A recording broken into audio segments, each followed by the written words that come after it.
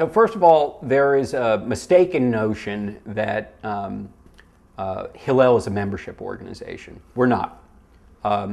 We don't, and there are membership organizations on campus, and there's a value to that. But we specifically founded, or my predecessor Richard Joel, when he reinvented and reimagined what Hillel could look like about 2 decades ago, said we needed to be a foundation for Jewish life on campus, and therefore have not only relationships with, but to really understand and embrace that some kids are going to get turned on by study, Judaic study, and actually incorporate some of their studies in their formal lessons.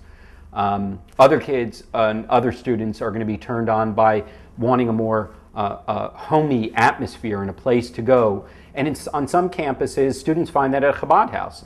And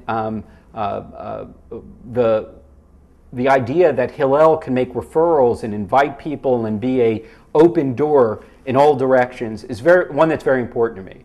Obviously, our principles of pluralism and of being welcoming are so fundamental to who Hillel the Elder, Hillel the Sage was, and who we believe we are today. We want every Jewish soul to feel welcome, important, and valued by the Jewish community.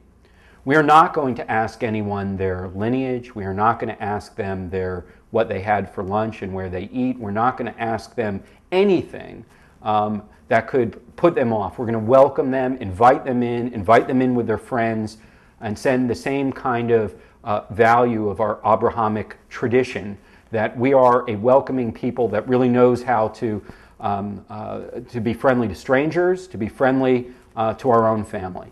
Those values are important. We send messages. We do exclude people. We did learn that there were students that felt we were too cliquey, too inclusive, and that we had to own that. We had to own the fact that there were people that feel that way in order to change it.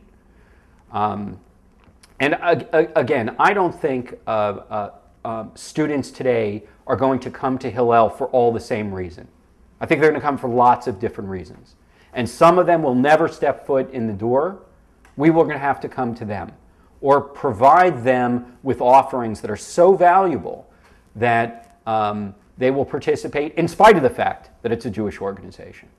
I mean, let's face it, Jews have been comfortable in their universalism in America. They are succeeding in multiple realms in society. They are no longer excluded from the clubs and the organizations and other types of activities that for centuries Jews have been excluded from. And with that newfound acceptance has come really, I think, a need to redefine our value proposition. And the value proposition for a young Jew today relates to helping deepen the understanding of what it means to be Jewish, however one defines that Jewishness. And we clearly have a broad definition. We recognize that there are Jews that are comfortable with their cultural orientation to their Jewishness.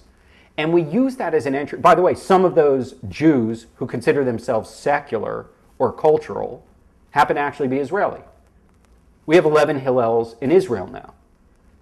And most of those students that are involved, obviously all the activity is done in Hebrew.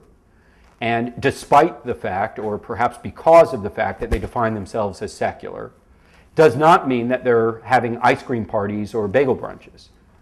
To the contrary, they are actually exploring what their traditions mean, what the amalgam of Am Yisrael, living in Israel, actually means on a day-to-day basis when you study Talmud for your Bagrut exam in high school, or when you hear phrases that come from the Bible that are a part of contemporary music, ranging from Israeli rock music to hip-hop music to folk music. So this is public space Judaism in Israel is so much a part of the identity that for us in the diaspora, it's a very different question. One of the things that I find so interesting today, so many of our offerings are global. Students, some of the best students we meet may not even get involved in Hillel during their freshman and sophomore year and only discover us let's say when they're doing their junior year in Florence or in Australia or London, and suddenly around springtime, they're starting to feel very Jewish, being in other European countries or other places around the world during Easter or Passover, and sort of suddenly feeling really very much missing some of their particularity. And in those instances, we found even in the senior year, a lot of returning students really interested in a very different way than they were when they were freshmen. Now, there's no question our biggest opportunity for engagement is actually freshman weekend. And there's a little bit of a debate among some of my colleagues as to whether a parent schlepping their kid over to Hillel House during freshman week with their parents is a blessing or a curse. It can be a little bit of both. On the one hand, this is a generation that admires their parents. This is a generation that actually speaks to their parents on the cell phone or via their different communication systems on a regular basis, in between classes, and etc. So their parents' input actually is valuable and actually meaningful. On the other hand, Jewish students, like other college students, want their independence. They don't view Hillel as a youth group. They view it as a choice among many, competing with many, and therefore we have to really have value.